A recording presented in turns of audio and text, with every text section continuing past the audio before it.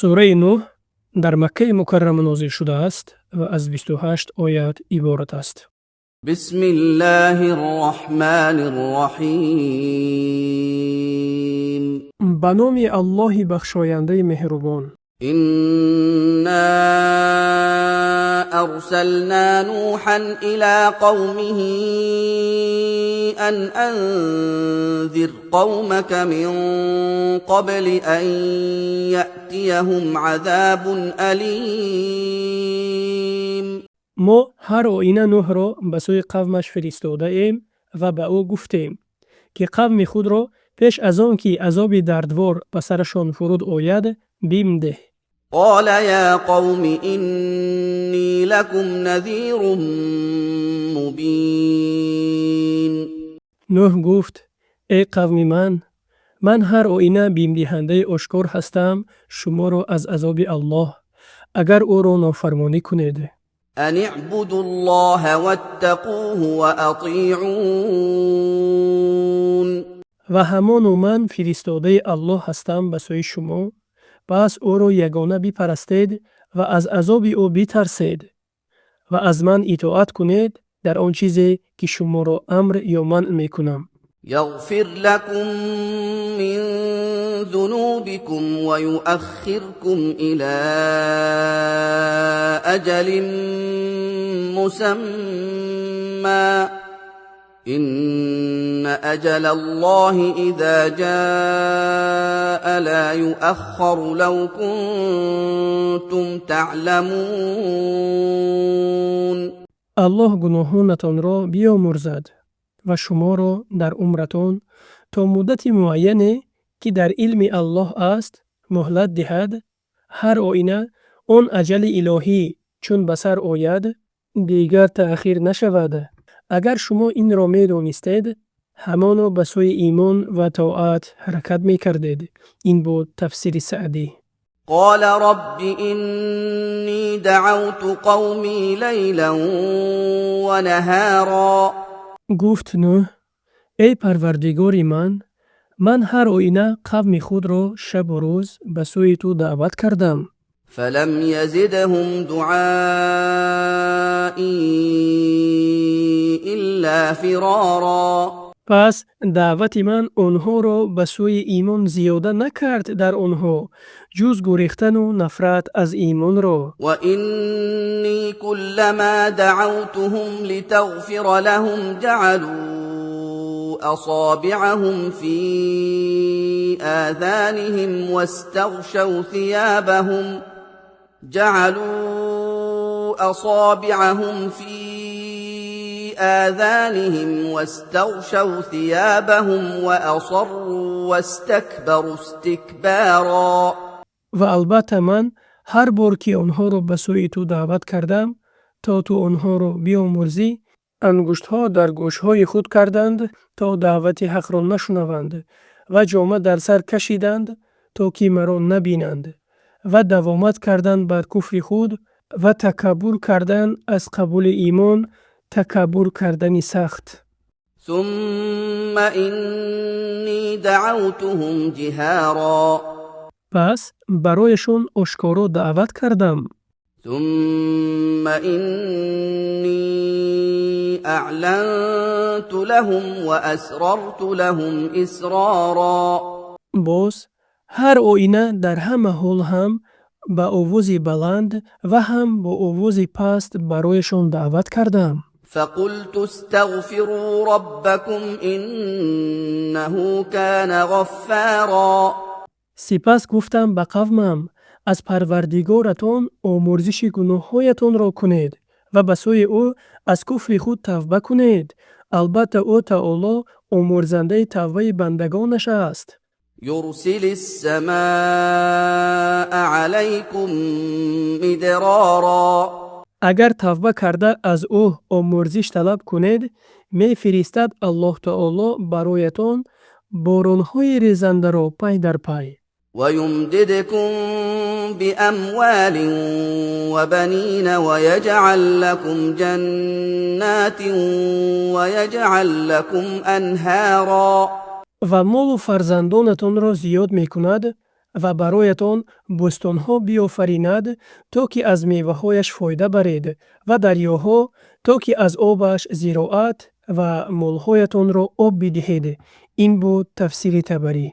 ما لكم لا ترجون لله وقارا شما را ای قوم چی شده است که از بزرگی و عظمت الله نمی ترسید؟ وقد خلقكم أطوارا و همان شما را به گونه های مختلف بیافریده. یعنی نطفه بعد از آن خون لرد بسته، بعد از آن پاره گوشت، بعد از آن گوشت و استخوان. این بود تفسیر طبری. ألم تروا كيف خلق الله سبع سماوات طباقا آیا نمی بینید که چگونه الله 7 آسمان را طبقه طبقه بالای هم بیافریده؟ وجعل القمر فيهن نورا وجعل الشمس سراجا و ماه را در این آسمان ها روشنی و خورشید را برای اهل زمین چراغشان گردانید. والله أنبتكم من الأرض نباتا و الله اصل شما را از زمین بیرایانیده، یعنی آدم علیه السلام را از خاک آفریده. این بود تفسیر بغوی. ثم يعيدكم فيها ويخرجكم إخراجا باز شما را بعد از مرگتان به آن باز می گرداند و باز روز بعث از آن بیرون می آورد. والله جعل لكم الأرض بساطا و الله زمین را چون فرش برایتان ساخت لتسلكوا منها سبلا فجاجا تا بر راه‌های پهناوری آن بیروید. قال نوح رب إنهم عصوني واتبعوا من لم يزده ماله وولده إلا خسارا نوح گفت ای پروردگار من، همان قوم من نافرمانی من کردند و بیچارگان آنها پیروی کردند پیشوایان گمراهشان را که مال و فرزندش جز به زیانشان نیفزود. یعنی در دنیا گمراهشان کردند و در آخرت عذابشان کردند. این بود تفسیر طبری. ومكروا مكرا كبارا و مکر و حیله کردند سرداران کفار پیروان خود را مکری بزرگی.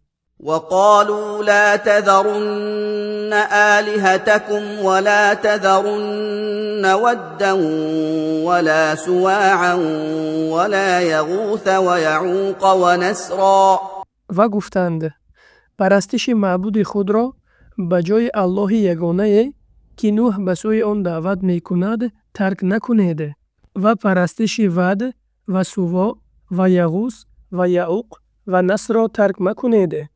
این نام بت‌هایشان بود که به جای الله یگانه آنها را پرستش می کردند. در حقیقت نام‌های مردان صالحشان بود. پس هر وقت که این مردان فوتیدند، شیطان به قوم‌های آنها وحی کرد که صورت و هیکل‌های آنها را بکشند و هر وقت که به صورت‌ها می نگرند در طاعت تیزی می کنند. پس چون آن قوم فوتیدند و مدت گذشت و قوم دیگری به جای آنها آمد، شیطان به آنها وسوسه کرده گفت که گذشتگانتان صورت و هیکل‌ها را عبادت می کردند و با واسطه آنها توسل می جستند به درگاه الله. این بود تفسیر سعدی. این است حکمت از حرام بودن هیکل‌ها و حرام است بینای افروختن بر بالای قبرها، زیرا با گذشت زمان می توانند عبادتگاه شوند برای نادانان.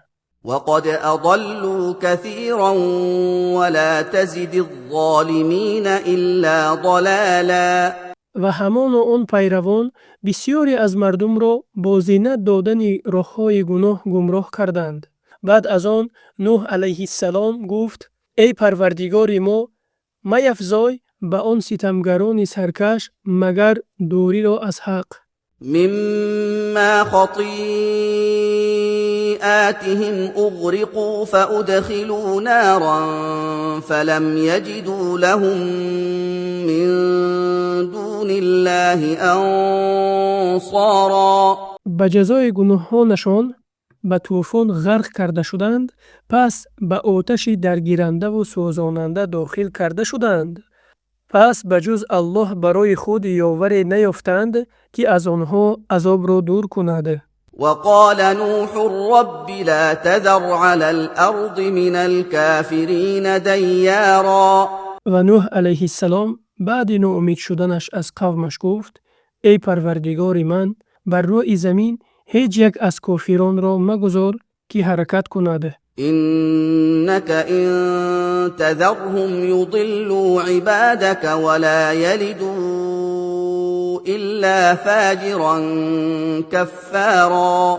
ҳамоно агар ту онҳоро бигзорию ва ҳалокашон накунӣ, бандагонеро ки ба ту аз роҳи ҳақ имон оварданд, гумроҳ мекунанд ва фарзандони таваллуд намекунанд магар фоҷиру кофир. رب اغفر لي ولوالدي ولمن دخل بيتي مؤمنا وللمؤمنين والمؤمنات ولا تزد الظالمين إلا تبارا. ای پروردگار من، مرا و پدر و مادرم را و هر کی را با ایمان به خانه من وارد شود و نیز مردان مؤمن و زنان مؤمنه را بیامرز و ستمکاران را در دنیا و آخرت جز به هلاکتشان میفزای.